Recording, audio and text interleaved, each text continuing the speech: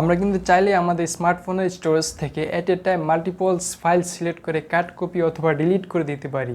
এর জন্য প্রথমেই একটা ফাইলসের উপর ট্যাপ করে ধরে রাখলেই ফাইলসগুলোর পাশে টিকমার্ক চলে আসে। তারপর আমরা আমাদের প্রয়োজন মতো ফাইলসগুলো সিলেক্ট করে কাট কপি অথবা ডিলিট করে দিলেই কাজ শেষ।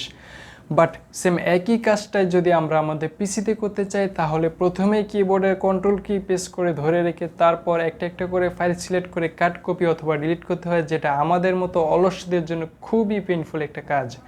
সো আজকে আমি আপনাদেরকে দেখাবো কিভাবে অনলি মাউস ব্যবহার করে আপনার পিসিতে at a time multiple file select করে কাট কপি অথবা ডিলিট করে দিতে পারবেন উইদাউট চাপাচাপি দ্য কন্ট্রোল কি। তো চলুন ভিডিও শুরু করা যাক।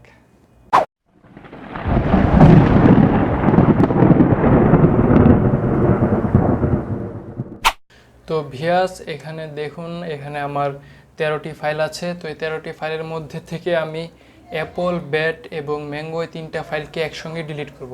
তো এই 3টাকে যদি আমি একসঙ্গে ডিলিট করতে চাই, তাহলে প্রথমে আমাকে কন্ট্রোল কি প্রেস করে ধরে তারপর একটা একটা করে সিলেক্ট করতে হবে।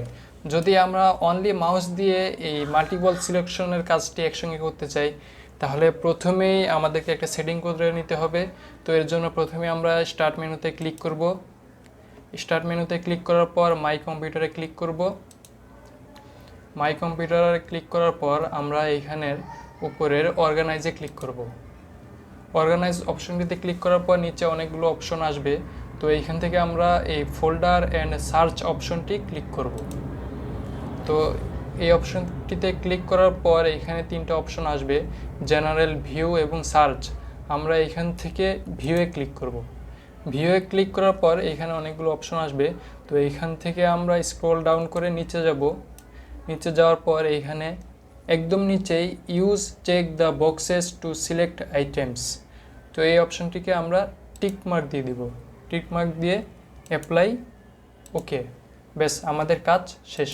তো দেখুন, এখন এইখানে প্রত্যেকটা ফোল্ডারের উপরে কর্নারে টিক মার্কের একটা অপশন চলে আসছে। তো আমরা চাইলে এখন কন্ট্রোল কি প্রেস করা ছাড়াই আমরা প্রত্যেকটা ফাইল সিলেক্ট করতে পারবো। তো দেখুন, এই যে এটা সিলেক্ট করলাম, এটা সিলেক্ট করলাম, এটা সিলেক্ট করলাম। এর জন্য আমাকে কন্ট্রোল কি প্রেস করে ধরে রাখতে হচ্ছে না।